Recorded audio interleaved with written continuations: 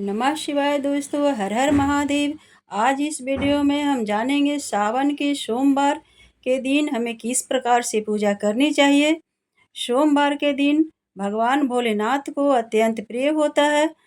इस दिन भगवान भोलेनाथ के लिए व्रत किए जाते हैं।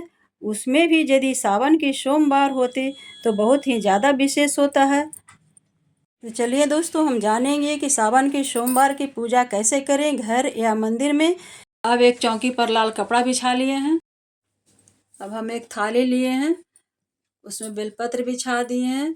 उस बेलपत्र पर श्रद्धा भाव से शिवलिंग को स्थापित किए हैं। अब एक लोटे जल में गंगा जल मिलाकर शिवलिंग पर श्रद्धा से अभिषेक करें। गंगा जल पवित्र और शुद्धता का प्रतीक होता है, इसे जरूर मिलाएं। गंगा जल के बाद आप कच्चे दूध, गाय का होना चाहिए, या पंचामृत बनाकर अभिषेक करें। दूध भोलेनाथ को अत्यंत प्रिय होता है, इससे उनकी कृपा जल्दी प्राप्त होती है। अब दूध से अभिषेक करने के बाद दोबारा साफ जल से शिवलिंग को स्नान कराएं।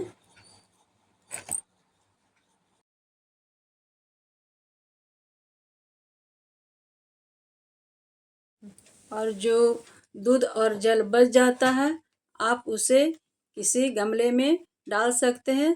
तुलसी में के गमले में छोड़कर, इससे कोई अपवित्रता नहीं होती है, बल्कि यह भी पुण्य हो जाता है।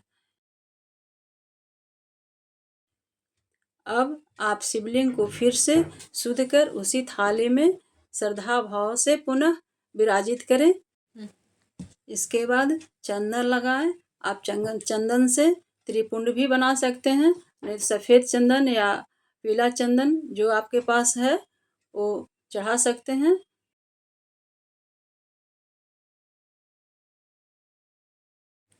अब बेलपत्र पर चंदन लगाकर शिवलिंग पे चढ़ाएं। ध्यान रखें, बेलपत्र हमेशा उल्टा ना हो, सही दिशा में चढ़ाएं। बेलपत्र हमेशा 5, 11, 21 आप इस तरह से ले सकते हैं। आपको तो पता ही है कि बेलपत्र शिव जी को प्रिय है, तो शिव जी के पूजा में बेलपत्र होना बहुत ज़रूरी है। आप समीप पत्र फिर फूल चढ़ाए हैं। अगर आपके पास कनेर का फूल है, धतूरे का फल है या पत्ता, जो आपके पास है वो चढ़ा सकते हैं। वो भोलेनाथ को बहुत ही प्रिय है। अपराजिता का फूल, गेंदे का फूल और कनेर का फूल आप चढ़ा सकते हैं। और हम लिए अक्षत। पूजा में अक्षत बहुत ज़रूरी है। इसके बाद आप मौसमी फल जैसे केला, सेब, आम भोलेनाथ को अर्पित करें।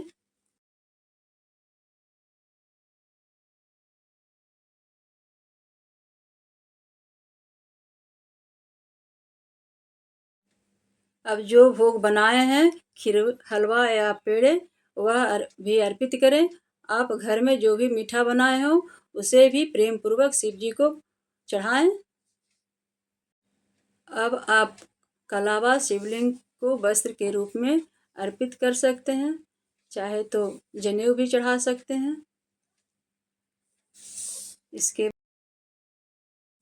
इसके बाद माँ पार्वती के लिए श्रृंगार का सामान जैसे सिंदूर, चूड़ी, बिंदी, आप जो भी श्रृंगार का सामान है ले सकते हैं।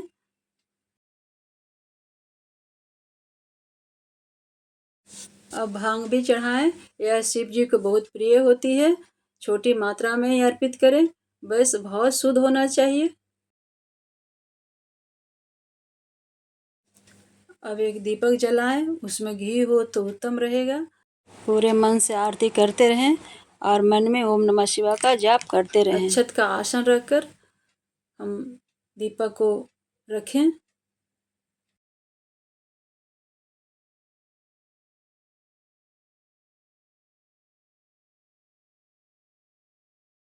अब धूपबत्ती दिखाएं, चारों ओर घुमाकर श्रद्धापूर्वक आप वातावरण को सुगंधित कीजिए।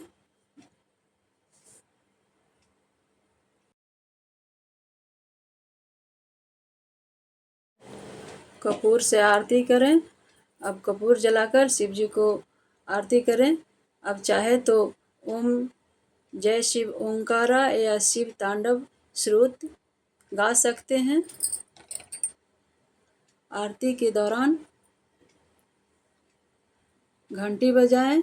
ये नाद शिव जी को बहुत ही प्रिय होता है।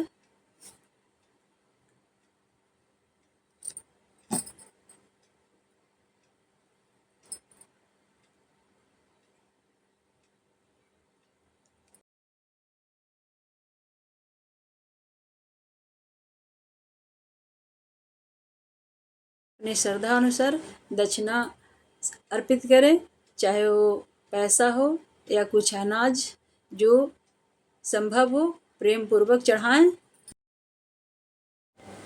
आरती के बाद फूलों से हल्का सा जल छिड़कें, दीपक को नमस्कार करें।